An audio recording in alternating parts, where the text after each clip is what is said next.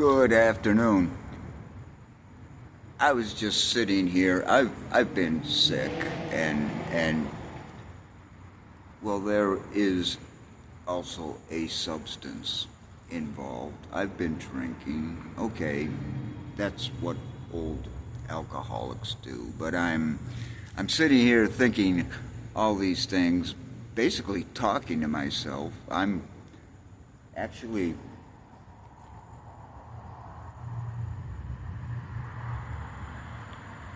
just here in the quietest spot I could find. This is a, I don't know what this is. It's a defunct bank, I'm pretty sure, but I'm just sitting here. My thoughts are meandering, and as I do, I'm thinking a bunch of crazy stuff, and I was thinking about Van Gogh and Michelangelo.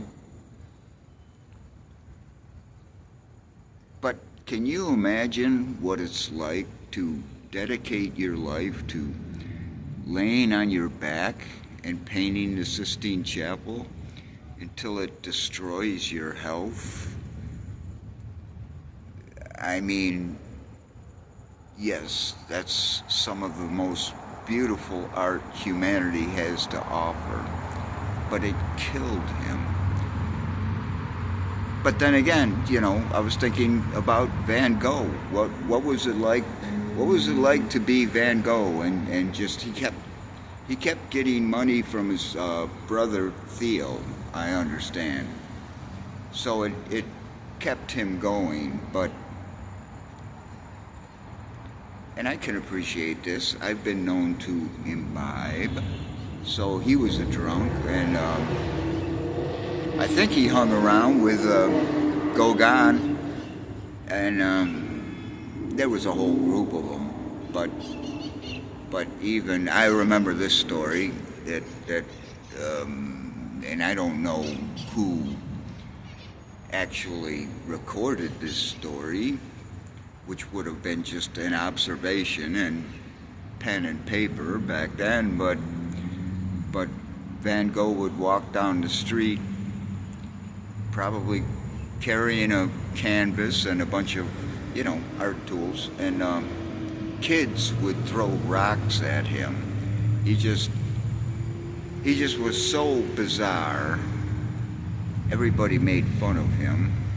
Well, not everybody, but the lower mentalities that just had nothing better to do to entertain themselves would make fun of him. But you can't even look at one of his paintings without being rich as fuck. I mean, that's what he ended up producing. As I understand it, I don't know how accurate this is either, but part of the reason that he went and took a shotgun to his head was he kept giving his paintings to his brother Theo, who was an art gallery owner, I guess. But in any event, if I got it wrong, I got it wrong. This is the internet, you'll tell me. Anyways, he found out that Theo was just like stashing the paintings in the attic, and he kept telling Vincent, "Yeah, I sold another painting. Here's some money. Yeah, I sold another painting. Here's some money." And when Vincent found out that was just a line of shit, it drove him mad, and he killed himself.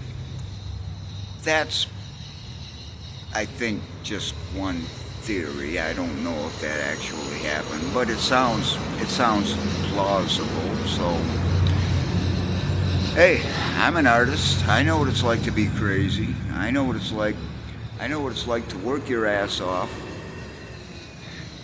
and just not accomplish anything. I mean, I've got so many finished pieces that have ended up in the landfill, and it's distressing. But you know, you make this stuff, and occasionally you sell a piece here or there, or you have a bunch of. What was the compliment I got? I remember Kathy La Folle. We were doing. It was a big art event. I think it was in St. Petersburg. But it was a whole big gathering. I mean, it was like an established thing. This wasn't just some thrown together thing. But I went to one of the broken down warehouses and said, "Can I get some wall space?" And he said, "Let me see your stuff." And I showed him, and he's like, "Yeah." I put my stuff up, and Kathy La Follette said, What did she say? She said, "Oh, I thought I would never forget this." I'll have to make another video because I can't remember exactly what she said, but it was like the best compliment I ever. It was like, oh, this is what she said. She said, "Your stuff is fearless." That was such a beautiful compliment. I was like, well, you know, even if I'm not making money, at least one person in the world understands. Thank you, Kathy. All right, that's all I got.